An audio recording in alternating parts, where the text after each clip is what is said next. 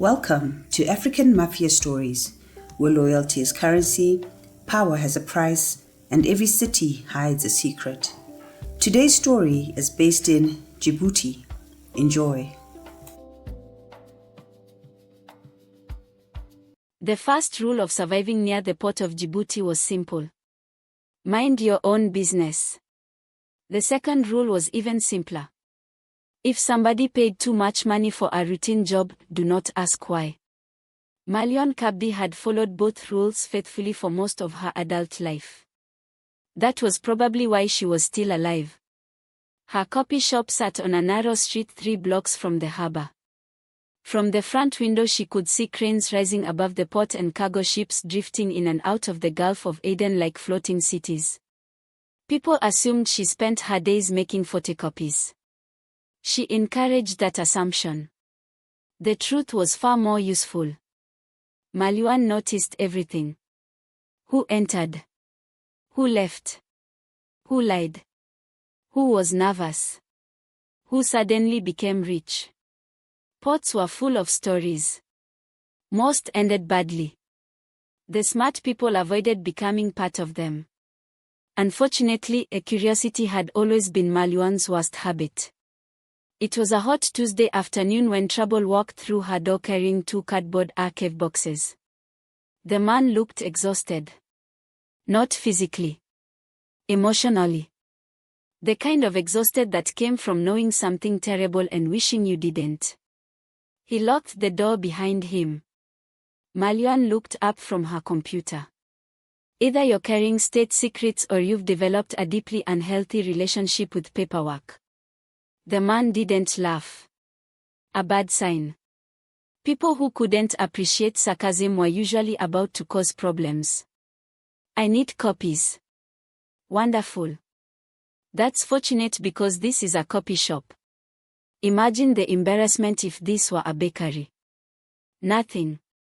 Not even a smile. Malyuun sighed. Another humorless customer. The world was becoming unbearable. The man placed the boxes on the counter. Inside were hundreds of pages. Invoices. Shipping manifests. Container logs. Financial reports. The sort of documents nobody voluntarily read.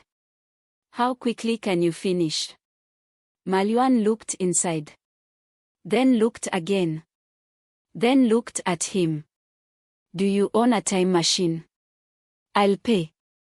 Everyone said that. Most lied. This man didn't. He placed an envelope on the counter. Malyuun opened it. Then immediately closed it. Her principles remained intact. Her curiosity, however, was now taking applications. Your printers will receive immediate attention. For the next several hours the machines hummed continuously. The nervous clerk paced. Checked his phone. Checked the window. Checked the door. Checked his phone again. At one point Malyuun became concerned he might wear a hole through the floor. Then she noticed something. 3 company names appeared repeatedly throughout the documents. Different businesses. Different owners. Different logos. The same account numbers. The same warehouses. The same routes. Malyuun frowned. That wasn't normal. She turned another page. Then another. Then another. The pattern grew. 3 supposedly competing organizations were secretly operating as one. Money moved between them. Cargo moved between them. Containers disappeared from one company's records and appeared in another's. Somebody had built a hidden network. A very profitable one. And a very illegal one. Malyuun should have stopped reading. Instead she continued. Human beings were frequently disappointing. Especially themselves. When the copying finished, the clerk paid and left. Before he did, he looked directly at her. For a brief moment genuine fear flashed across his face. If anyone asks. No. The man blinked. What? No one asks copy shop owners anything. A pause. We are decorative furniture. For the first time all afternoon, he almost smiled. Then he left. 3 days later he was dead. The police showed up that morning. A newspaper photograph confirmed it. The nervous clerk had been found near the docks. No witnesses. No suspects. No explanation. By evening, somebody had searched Malyuan's apartment. Not robbed. Searched. Drawers opened. Cupboards disturbed. Mattress lifted. Files moved. Nothing stolen. Except one thing. The flash drive containing her backup copies. Malyuan stood in the middle of her apartment and slowly closed her eyes. That was unfortunate. Very unfortunate. Because it meant somebody knew. The next morning 2 men entered her shop. Large men. Expensive shoes. Cheap smiles. The dangerous combination. One placed a photograph on the counter. The dead clerk. Have you seen him? Malyuan glanced down. Then back up. Judging by the photograph, yes. Neither man laughed. Another terrible sign. After they left, she locked the shop early. The feeling in her stomach had become impossible to ignore.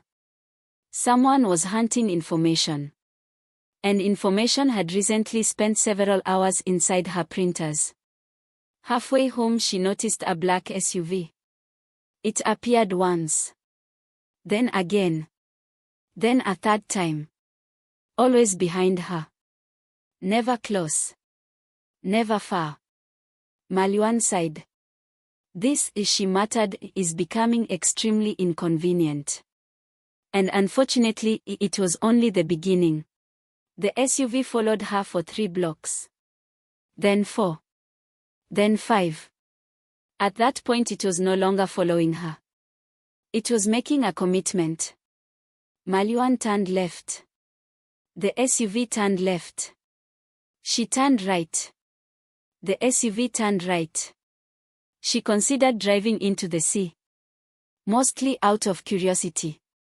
The SUV would probably follow her there too. By the time she reached the crowded market district near the port, she had accepted 2 facts. First, somebody wanted something from her. Second, they were being alarmingly persistent about it. The market buzzed with life. Vendors shouted prices.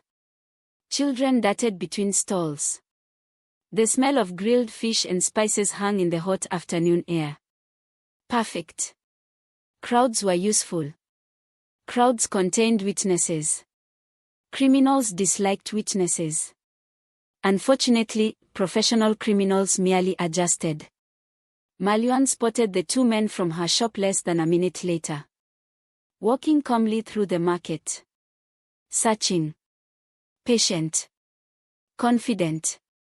Like men who already knew how the day would end. She immediately decided they were annoying. Then she ran. The first vendor she collided with dropped a tray of tea glasses. The second shouted something about goats. The third attempted to charge her for damages. By the 4th stall she was too tired to care. The men continued gaining ground. Malyuan turned sharply into a narrow alley. Sunlight disappeared. The noise of the market faded. For the first time all day she realized she might be in actual danger. Not inconvenience. Not trouble. Danger. The unpleasant variety. She emerged onto a quiet street overlooking the harbor. Cargo cranes stood against the skyline. Ships drifted beyond the breakwater. The street itself was almost empty. Almost. A tall man stood beside a dark Land Cruiser. Hands in pockets. Watching the sea. He looked like someone waiting for an appointment. A dangerous appointment. Malyuun nearly ran into him. The stranger glanced at her. Then at the approaching men. Then back at her. You appear busy. I was hoping for a different word. Such as alive. The corner of his mouth twitched. Almost a smile. Almost. Behind them, the two pursuers emerged from the alley. The moment they saw the stranger, they stopped. Not slowed. Stopped. An interesting development. The stranger raised one hand and waved. A casual gesture. The kind neighbors exchanged. The kind criminals apparently feared. The men exchanged nervous looks. One immediately reached for his phone. 30 seconds later both turned around and walked away. Just like that. Malyuun stared. What happened? They recognized me. Should I be worried? Probably. The answer arrived far too quickly. The stranger opened the passenger door of the Land Cruiser. Come with me. No. Fair. He closed the door. Then started walking away. Malyuun frowned. That wasn't how kidnappings usually worked. Then again, she didn't have much kidnapping experience. A blessing. The SUV appeared at the end of the street. The same black SUV. The same tinted windows. The same determination. Malyuun looked at it. Then at the stranger. Then back at the SUV. Life occasionally offered choices. This wasn't one of them. Fine, she called. The stranger stopped. But if this turns into a kidnapping, I'm leaving a terrible review. This time the smile actually appeared.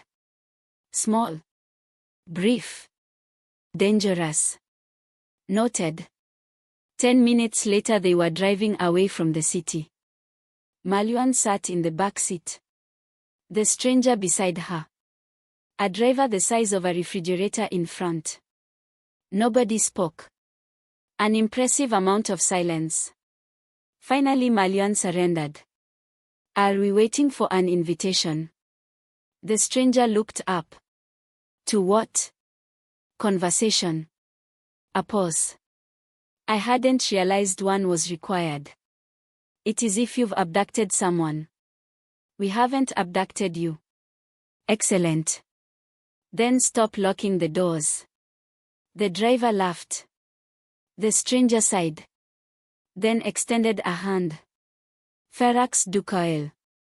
The name hit her immediately. Of course. The face matched the stories. Everyone in Djibouti knew the name. Smuggler. Fixer. Power broker.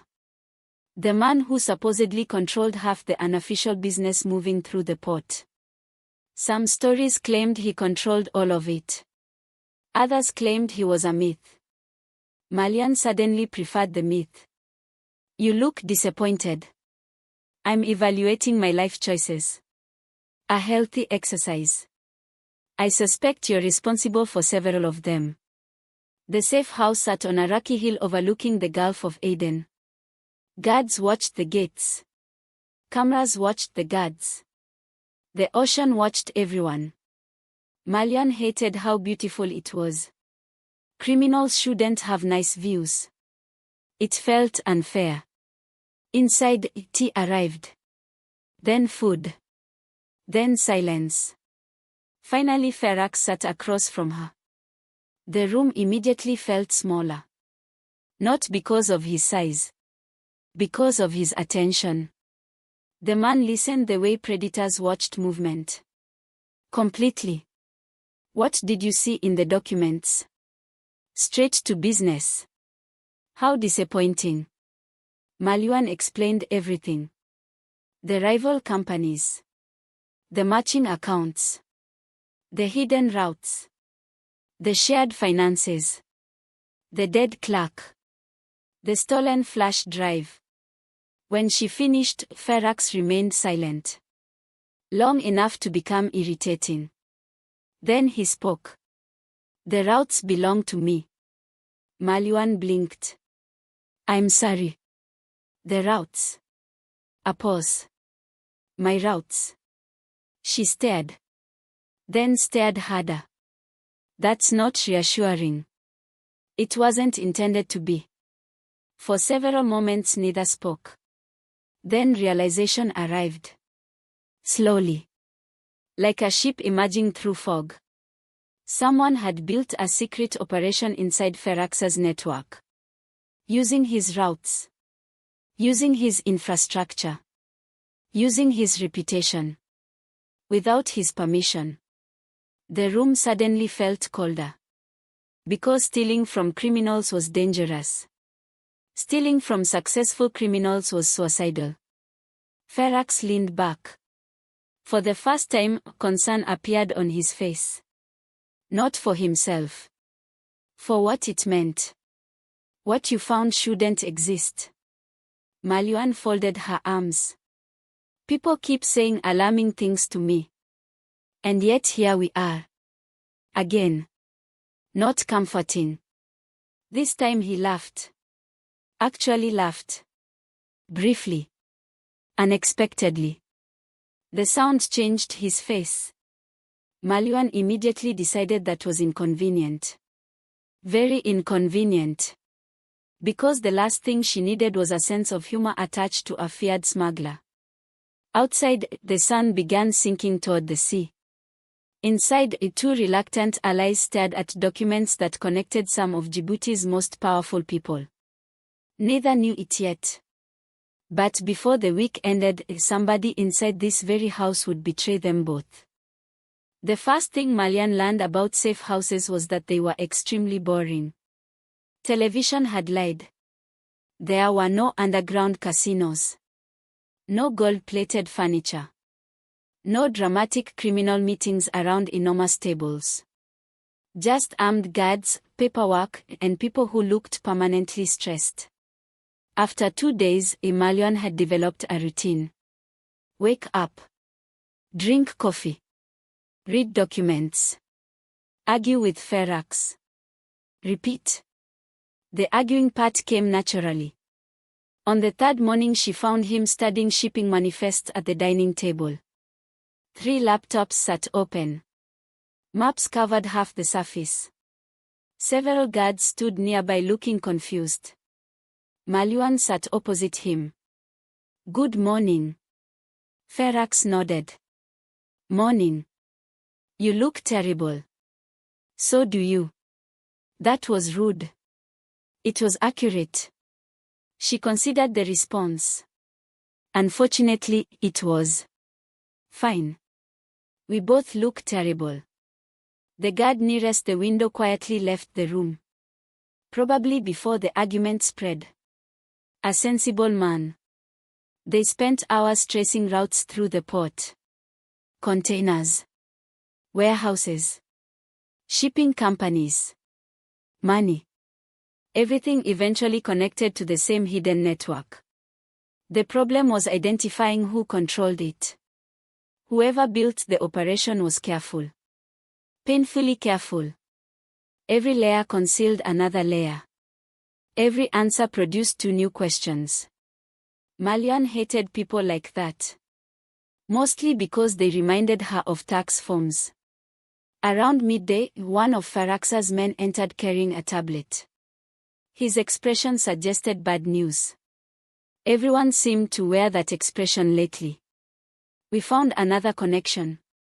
Faarax looked up. Show me. The man placed the tablet on the table. Several financial records appeared. Malyuun leaned closer.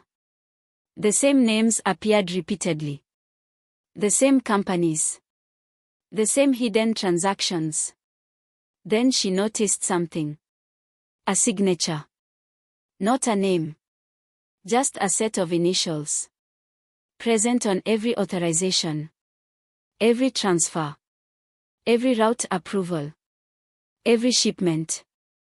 The same initials. Again and again. Again.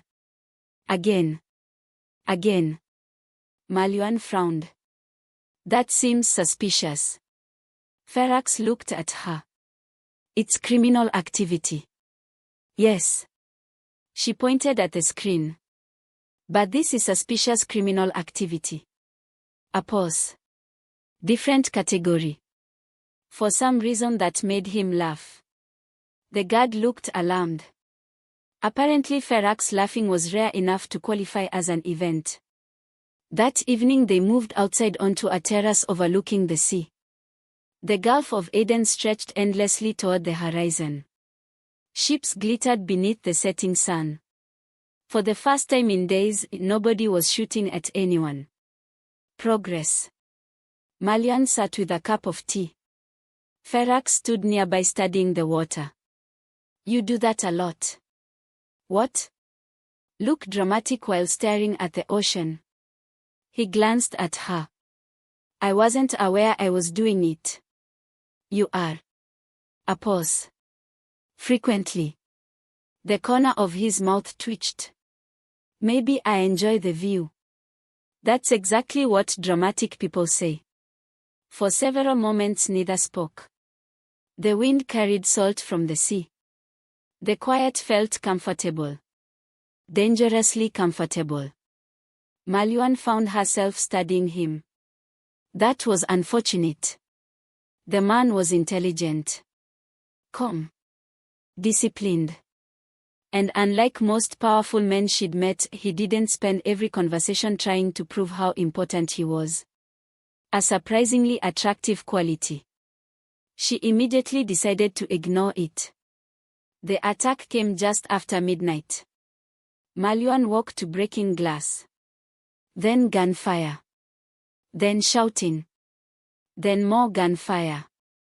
An exhausting amount of gunfire. She rolled off the bed. A second later bullets punched through the window. Splinters exploded across the room. Wonderful. Another round struck the wall. The universe clearly disagreed.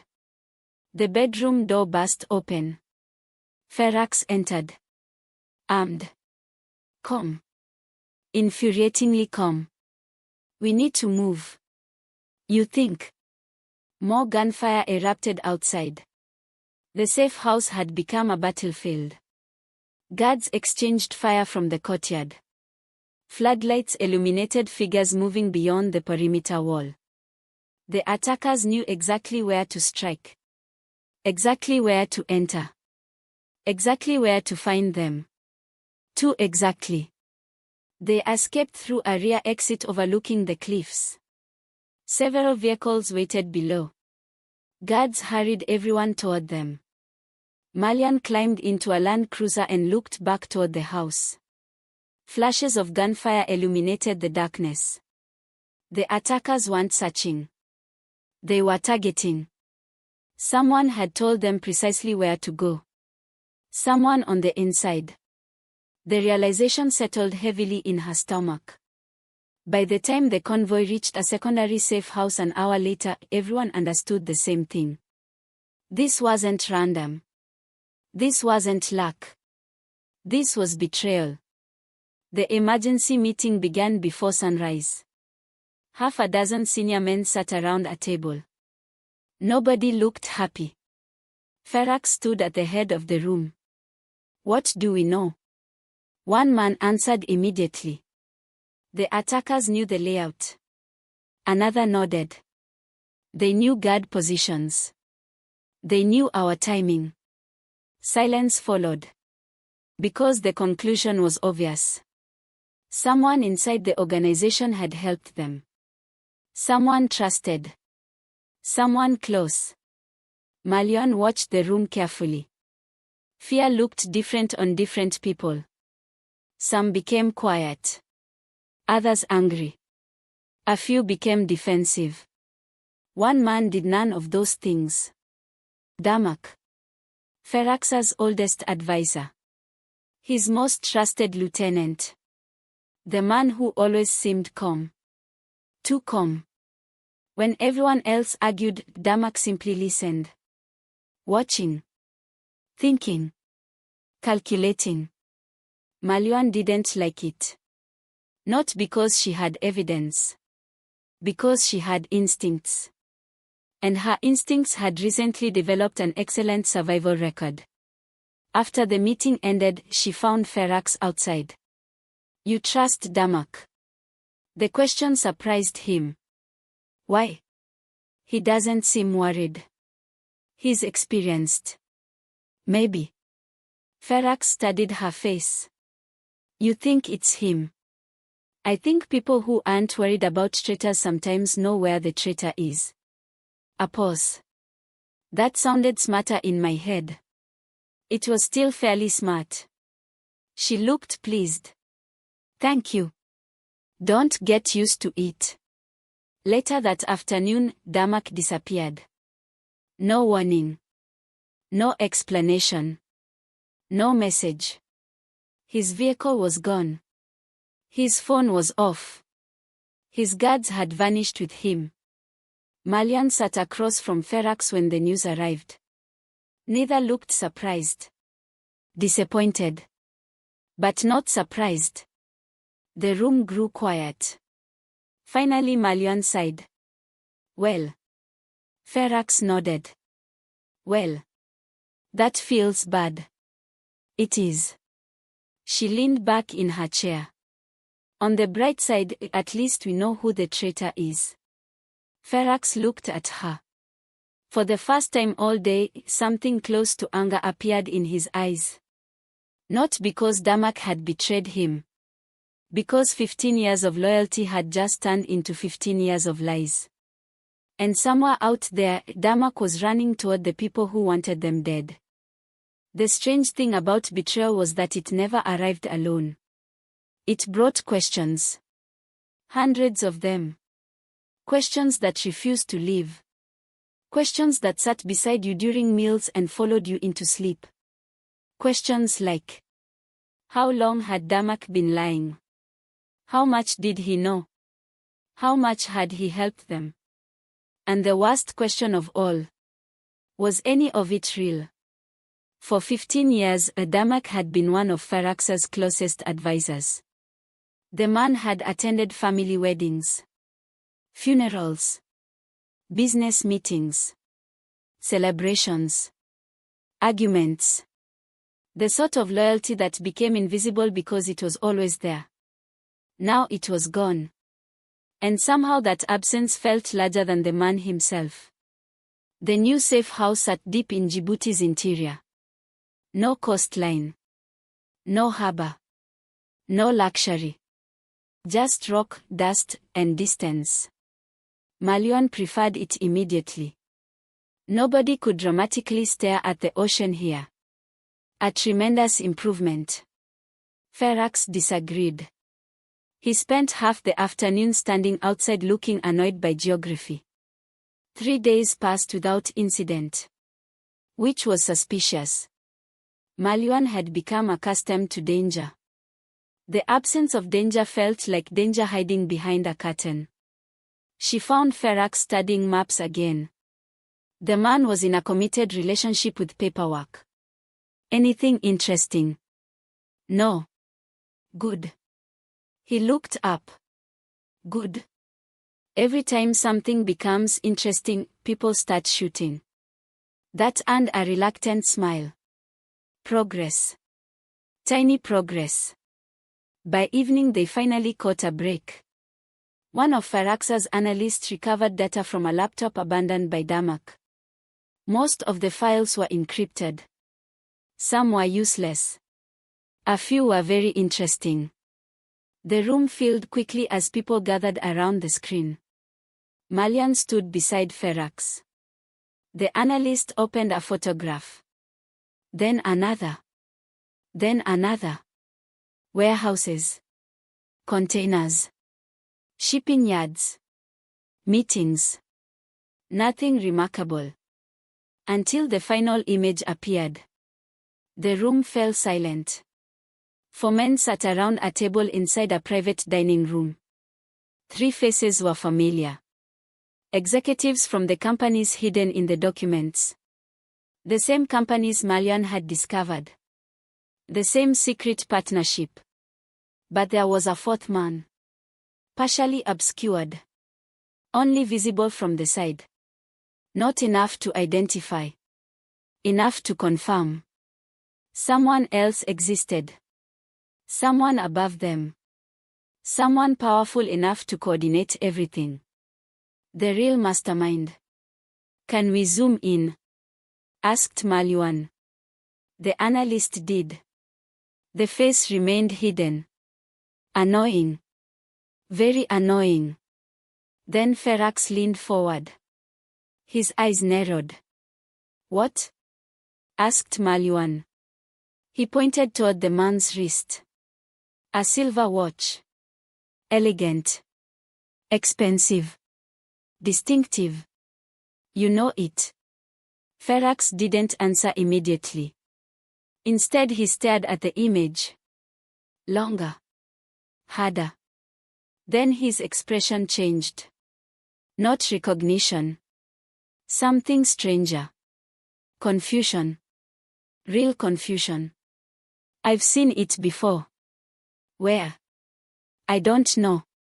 Malyuun sighed dramatically. That is one of the least useful things I've had this week. It gets worse. Wonderful. Faarax looked at the screen again. Then quietly said.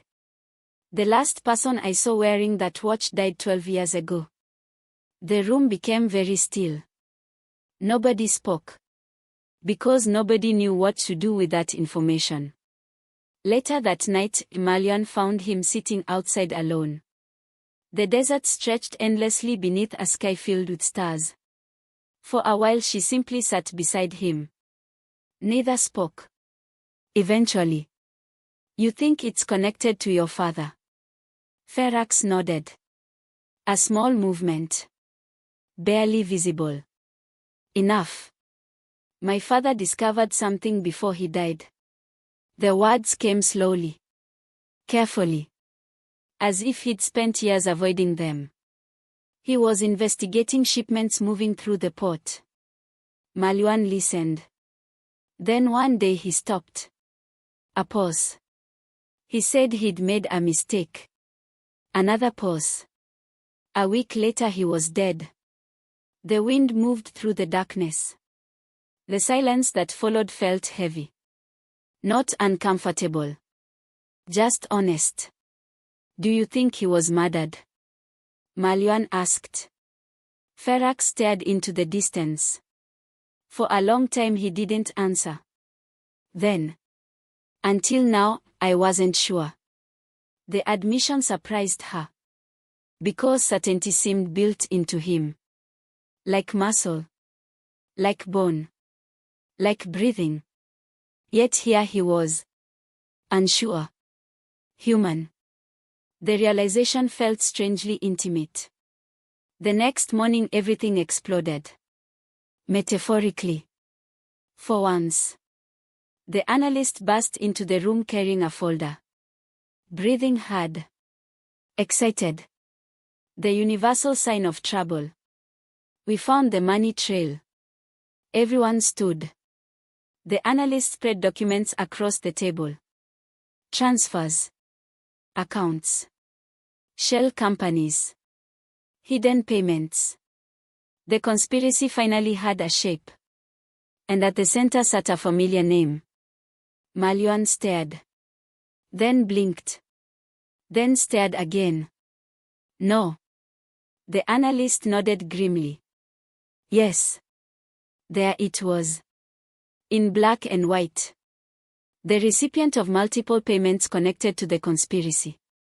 The recipient of money from the second buyer. The recipient of money from the hidden network. One name. One impossible name.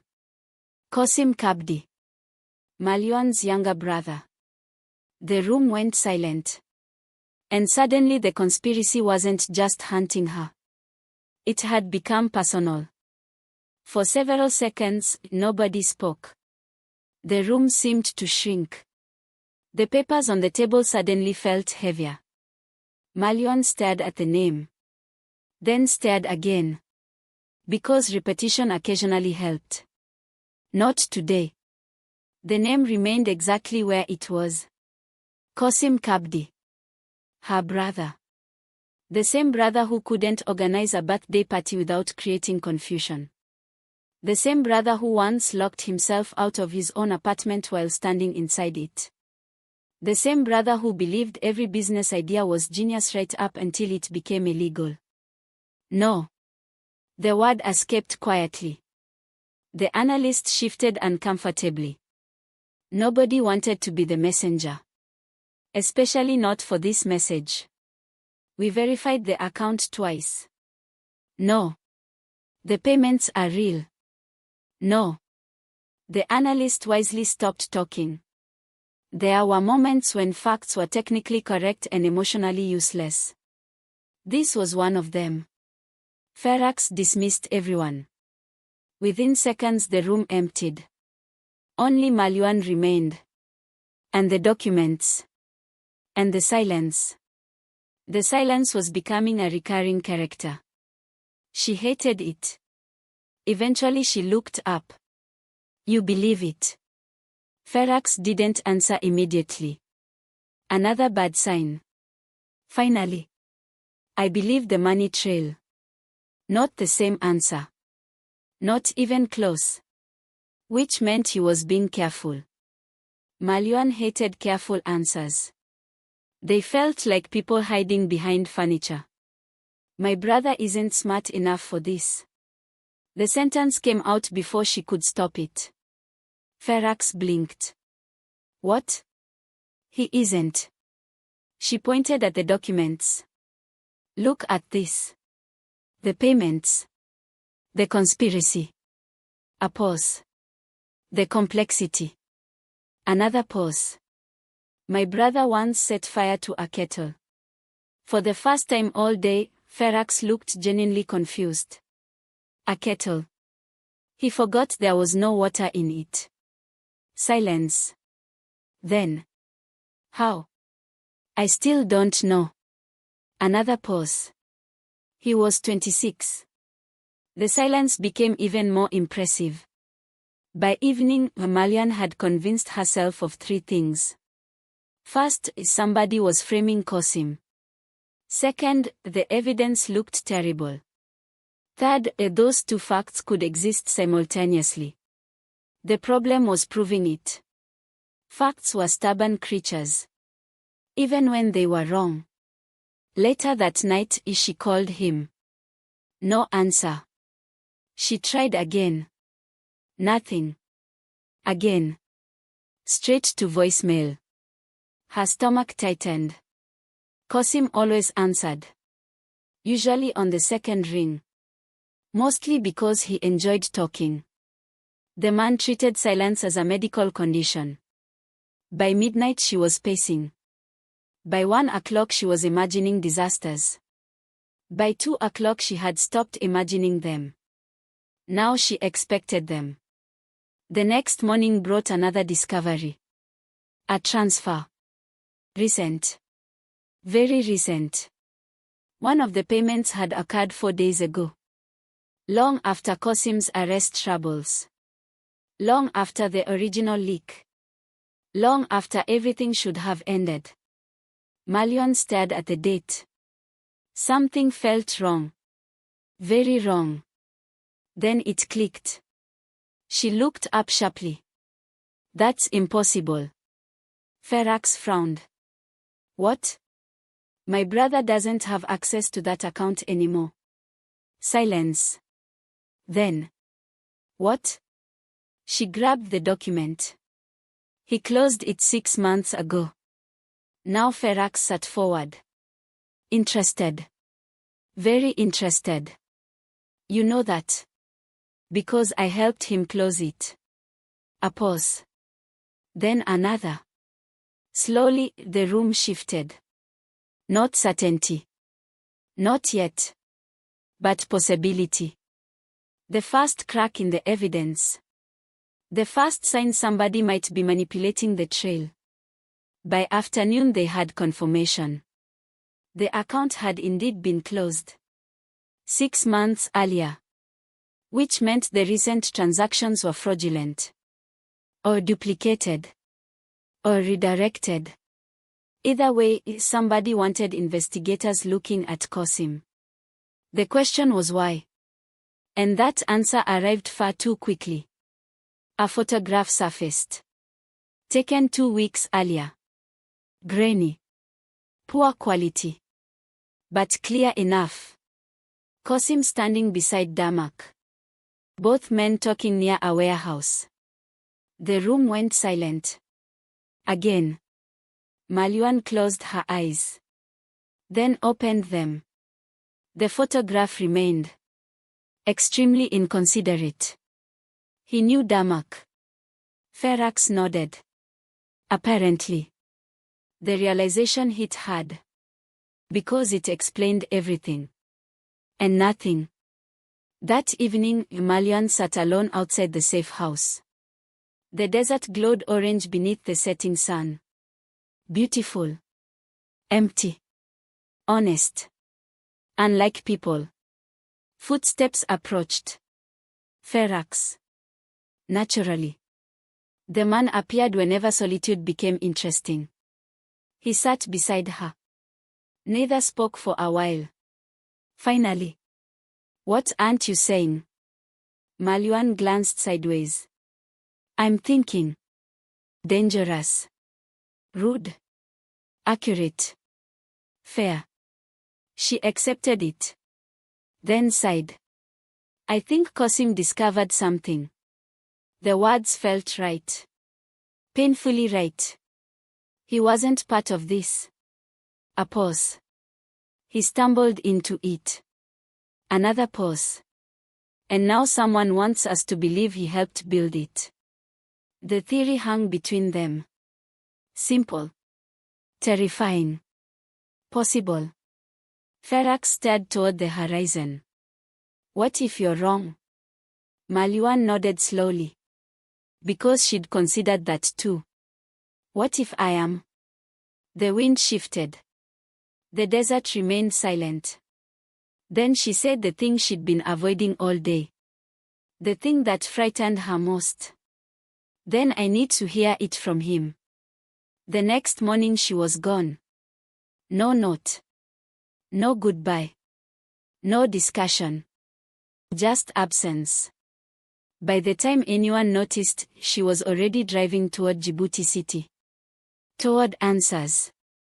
Toward her brother. Toward trouble.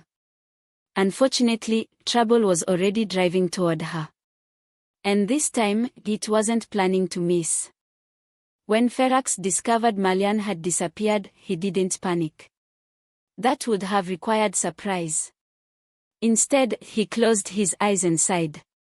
The sigh of a man whose prediction had just become reality. One of his guards shifted awkwardly. Should we go after her? Faarax opened his eyes.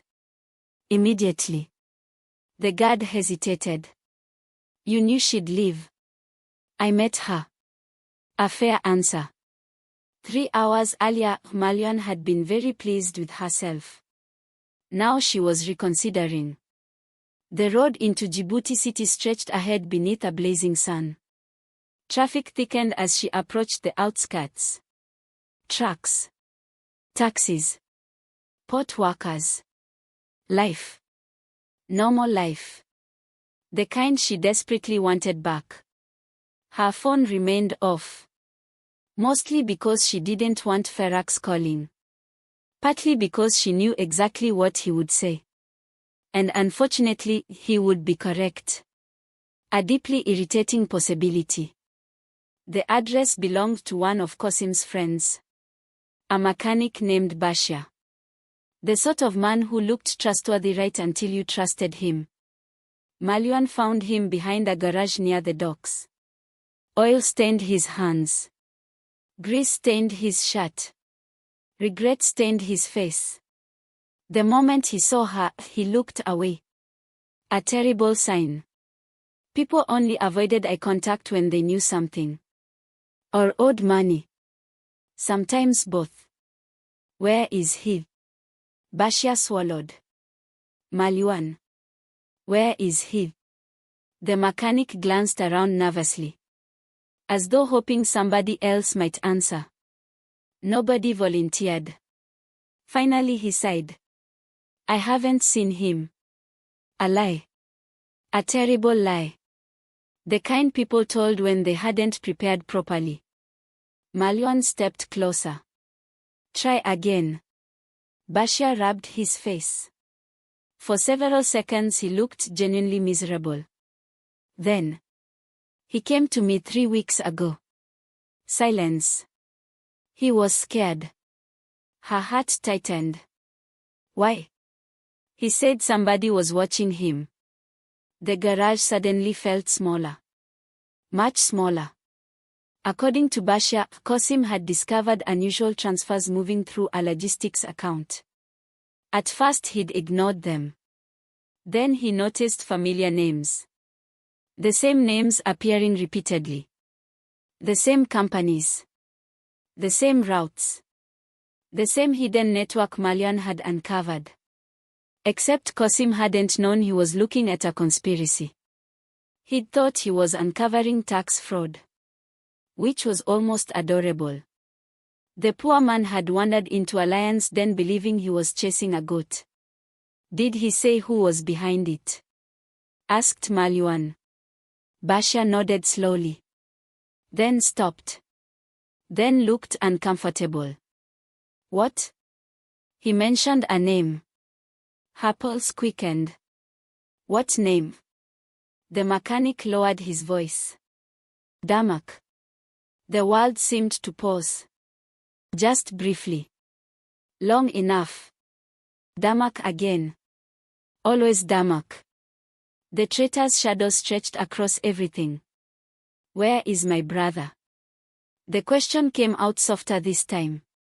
More frightened. Less angry. Bashir looked away. Again. Malyuun already knew she wasn't going to enjoy the answer. He arranged a meeting. When? A week ago. With who? I don't know. The mechanic swallowed. That was the last time I saw him. Silence. Heavy silence. The worst kind. The attack happened 15 minutes later. Malyuun exited the garage and crossed toward her vehicle. A white van accelerated around the corner. Fast. Far too fast. Every survival instinct she possessed activated instantly. The van jumped the curb. Straight toward her. Malyuun threw herself sideways. The vehicle smashed into her parked car. Metal screamed. Glass exploded. The impact echoed across the street. People shouted. Someone screamed. The van doors opened. 3 armed men emerged. Professional. Calm. Prepared. Not the sort of men who left witnesses. Malyuun ran. Again. The universe clearly lacked imagination. The streets near the port became a blur. Containers. Warehouses. Crowds. Noise. Her lungs burned. Her legs ached. Behind her, the men continued closing the distance. Patient. Relentless. Like hunters who already knew the outcome. One reached for a weapon. Malyuun saw it. And suddenly understood something. She wasn't being followed. She wasn't being threatened. She wasn't being warned. They were here to kill her. A gunshot cracked across the street. One of the attackers dropped instantly. The other 2 spun around. Confusion exploded. Then another shot rang out. The second attacker fell. The third ran. A poor decision. Several black SUVs appeared from different directions. Brakes screamed. Doors flew open. Armed men flooded the street. The fugitive disappeared beneath them. Problem solved. Very permanently. A familiar voice came from behind her. You left. Malyuun closed her eyes. Of course. Faarax. She turned. The feared smuggler stood beside a Land Cruiser. Looking annoyed. Very annoyed.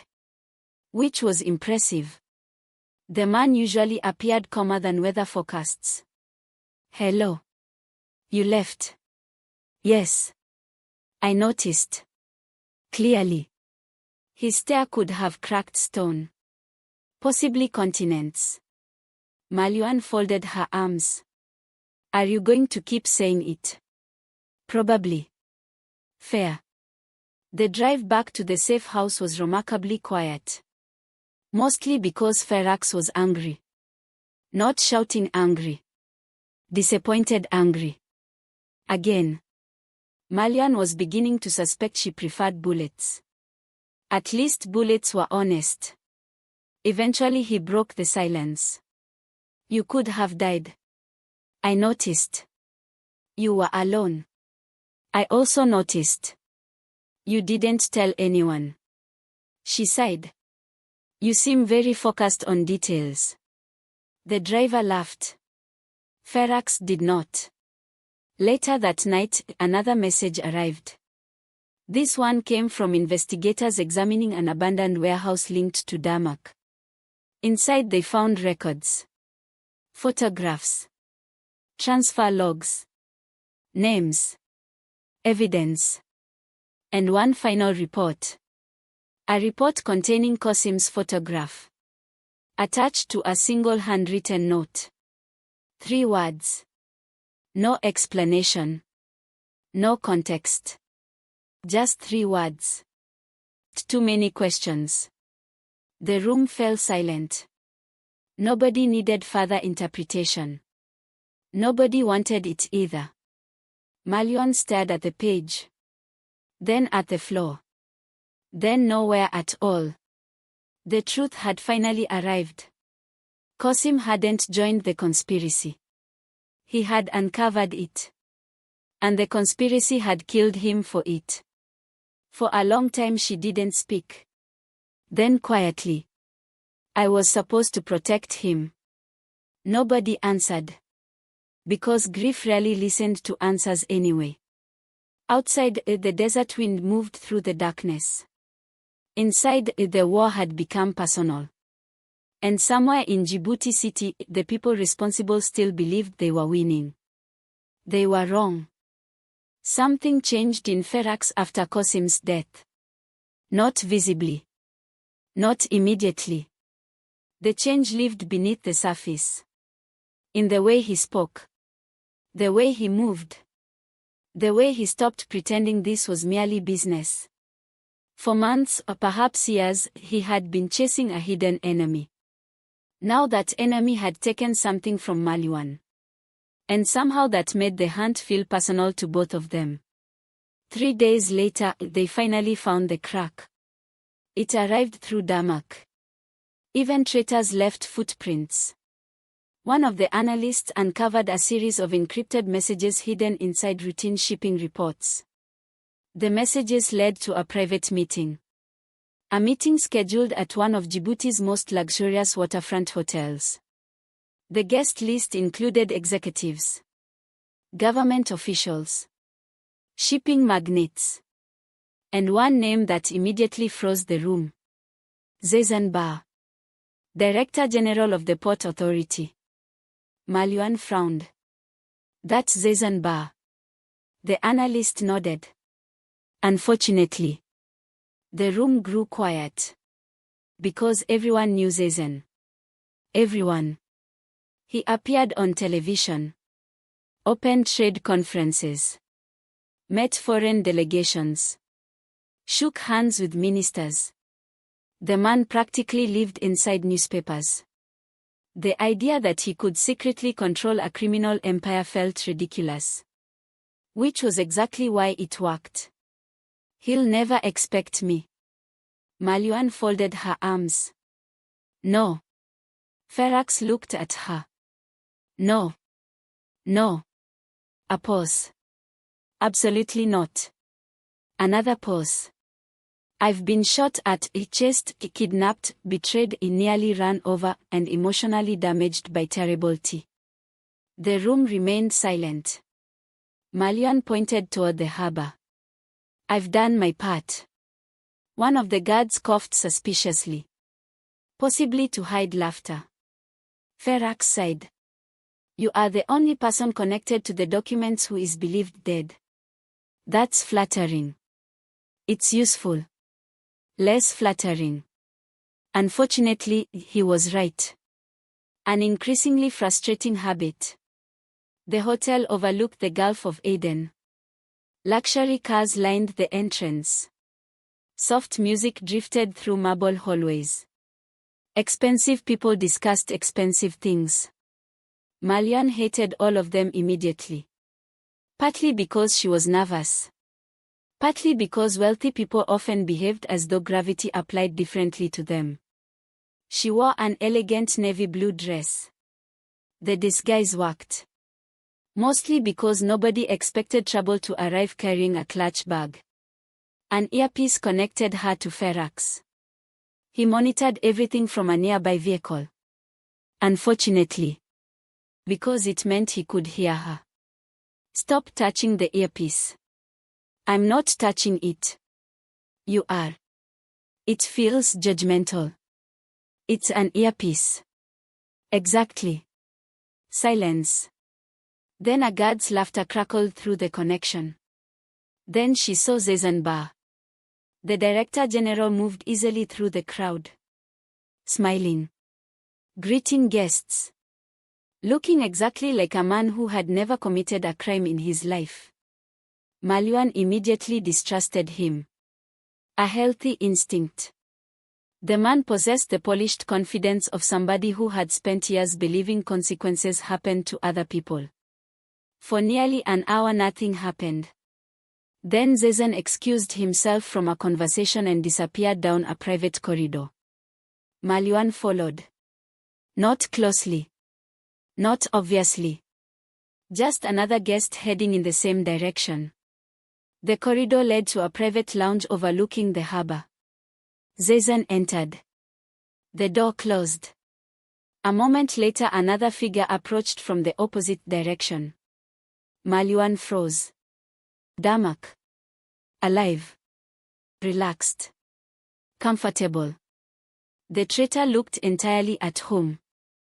As though he had finally stopped pretending. The lounge door remained slightly open. Just enough. Malyuun moved closer. Carefully.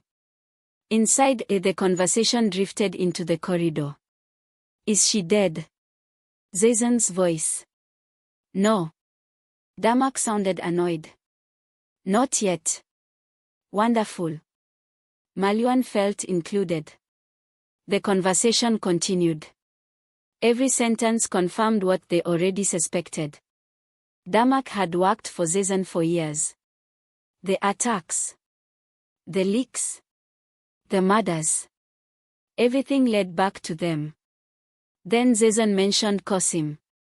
The name hit Malyuun like a punch. The boy became a problem. Damak laughed softly. He asked questions. Exactly. A pause. People who ask questions create paperwork. The joke amused both men. Malyuun wanted to throw something. Preferably heavy. Then came the final revelation. The one that changed everything. The port belongs to us. Zezen sounded proud. Almost pleased. The companies belong to us. Another pause. The routes belong to us. And suddenly Malyuun understood. This wasn't a criminal network hiding inside the port. The port itself had become the criminal network. A floorboard creaked beneath her shoe. Tiny sound. Massive consequences. Inside the lounge, the conversation stopped instantly. Silence. Absolute silence. Then. Someone's there. Damak. Malyuun ran. The corridor exploded behind her. The lounge door flew open. Shouting followed. Then footsteps. Fast footsteps. The expensive guests inside the hotel suddenly discovered they had chosen an unfortunate evening for networking. Move. Faarax's voice crackled through the earpiece. I'm moving. Faster. That's unhelpful. She rounded a corner. Nearly collided with a waiter. Apologized. Continued running. Good manners remained important. Even during conspiracies. The elevators were impossible. The stairs were crowded. The lobby had become chaos. Guests panicked. Security rushed everywhere. Nobody knew what was happening. Several people were determined to make it worse. A common human response. Malyuun burst through a side exit and into the night. The harbor glittered beyond the hotel. Traffic moved along the waterfront. Normal life continued. Completely unaware. She almost reached the road when black SUVs appeared. Not Faarax's.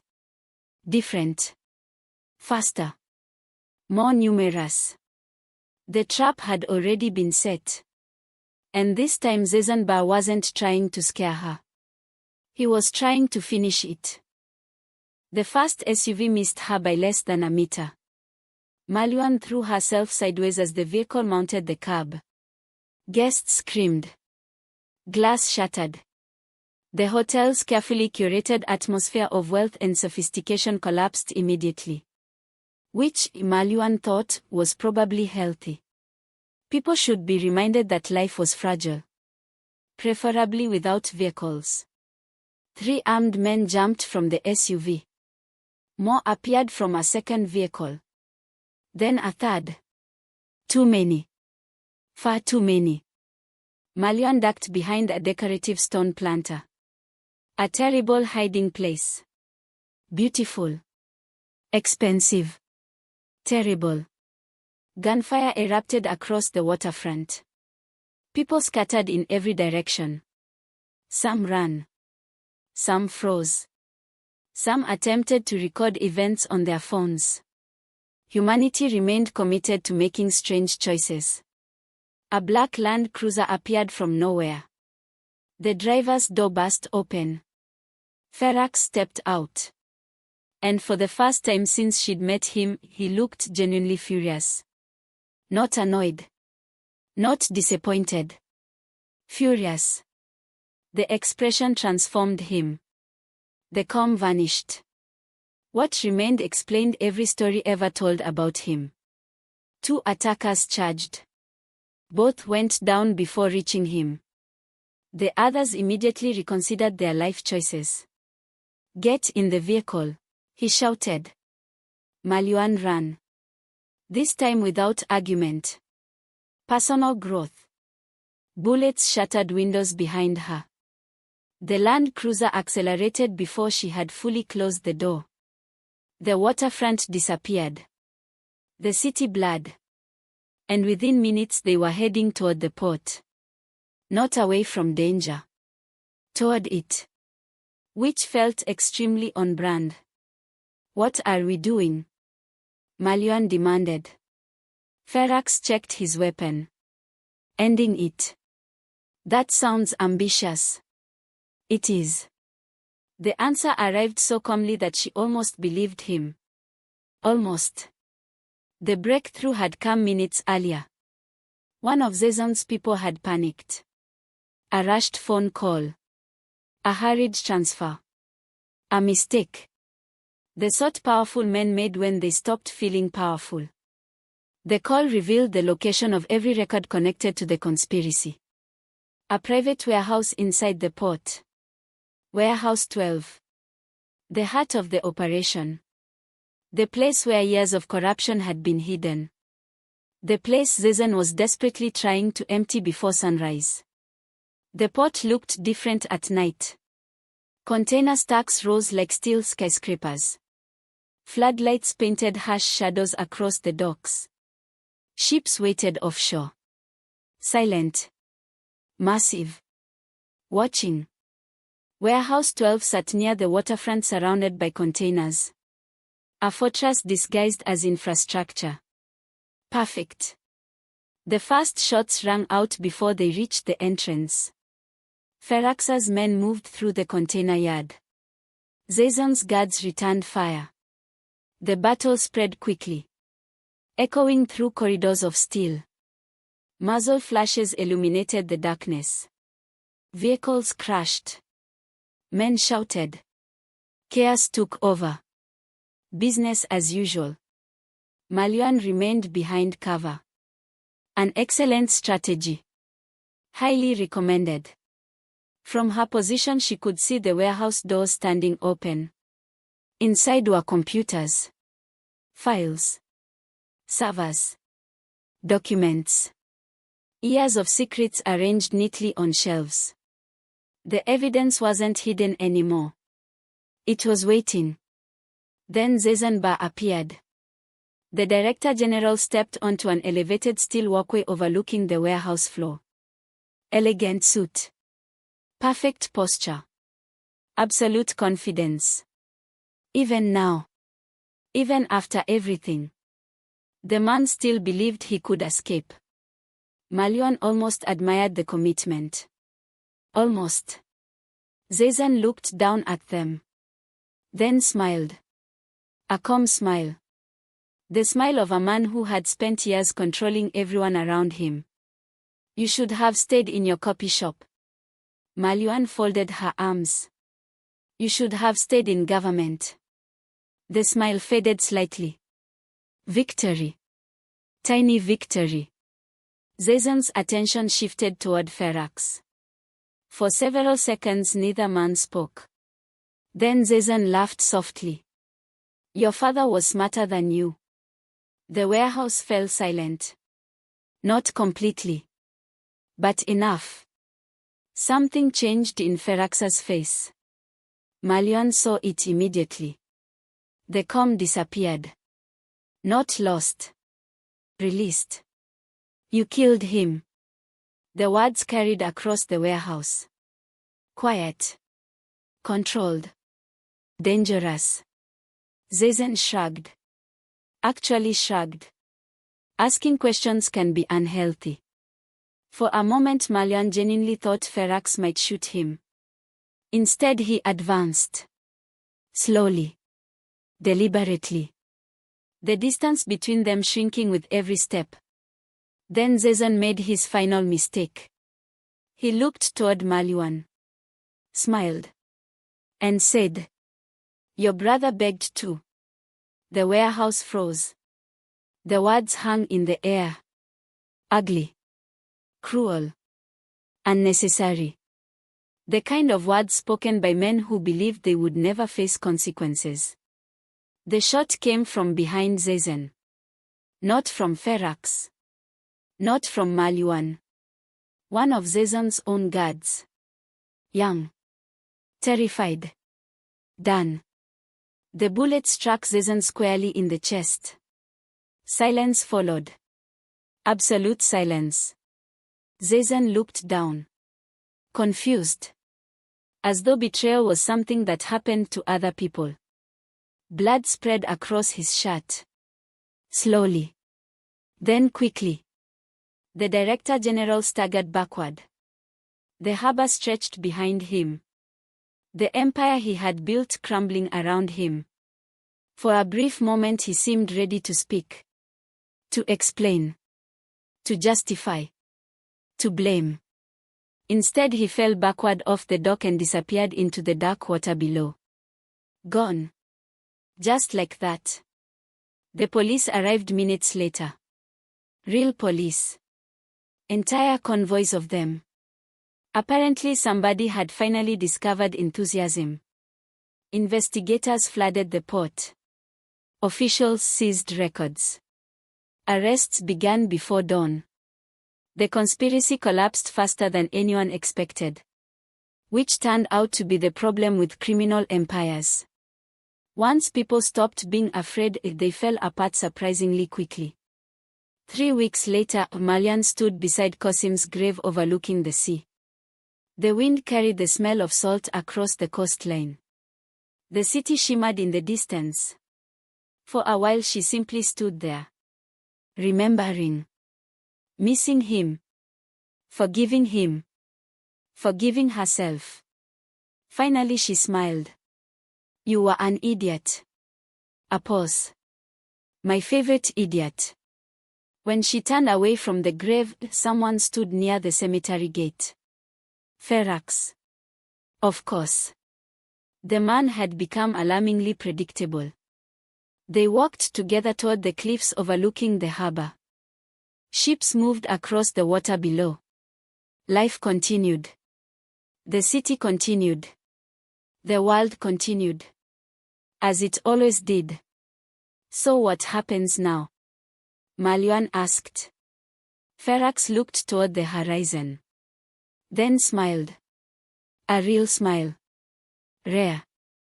And I think I'm finished with that life. The smuggling.